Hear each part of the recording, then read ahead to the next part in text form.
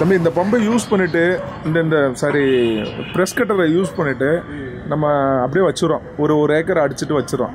அடுத்து நம்ம 1 மாதம் கழிச்சு தான் எடுக்கிறோம்னு வச்சுக்கோங்க. அதனால இந்த பம்புக்கு எதுவும் பிரச்சனை வருமா? பம்புக்கு ஸ்டார்டிங் ப்ராப்ளம் மட்டும் வருங்க. பிளக்கை மட்டும் க்ளீன் பண்ணி போடுற மாதிரி இருக்கும். பிஸ்டன் எதுவும் பிடிச்சிக்கிறாதா? அதெல்லாம் பிடிக்காது, எதுவும் செய்யாது. பெட்ரோல் கூட எப்பயுமே எல்லாம் 2 ஆயில் போட சொல்லுவாங்க. நம்ம 3 ஆயில் போட்டுக்கிட்டோம்னா புகைனால இன்ஜின் வந்து நல்லா வேகம் இருக்கும், மைலேஜ் நல்லா கிடைக்கும் உங்களுக்கு.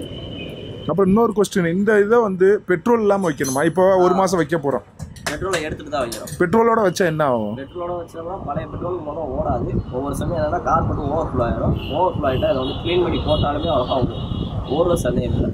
இங்கே ஓடும், அதுக்கப்புறம் தோட்டத்துக்கு நம்ம ஓடாது, இந்த மாதிரி செய்யாது. அதனால ஓவர்ஃப்ளோ ஆயிடுச்சுனாலே புது கார் மட்டும் தான் மாற்ற வேண்டியது இருக்கும். ஸோ ஒரு ஒன்ஸ் அடிச்சு முடிச்சிட்டோம்னா பெட்ரோலை ட்ரை பண்ணி வச்சுட்டு ஓட்டுறானுக்கு 1 மந்த்து இல்லை, இது திடீர்னு 2 நாளில் கூட போகிறதுக்கான வாய்ப்பு இருக்குது. ஸோ எப்பயுமே இந்த பம்பை வந்து ட்ரை பண்ணி தான் வைக்கணும்.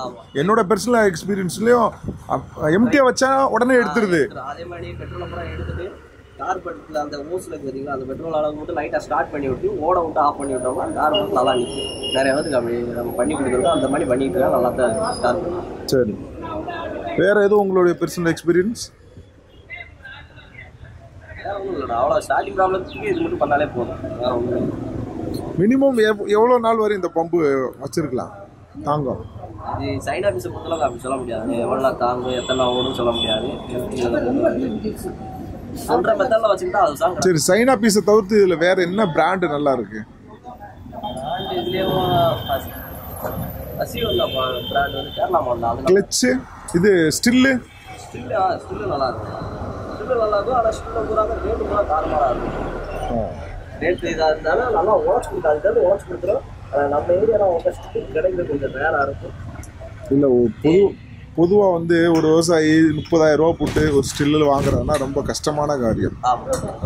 இது வந்து ஒரு 7,000 ரூபாலேருந்து 12,000 ரூபா வரைக்கும் இருக்குது. இந்த மாதிரி மிஷின் போகிறது கொஞ்சம் அவங்களுக்கு கன்வீனியண்ட்டாக இருக்கும்.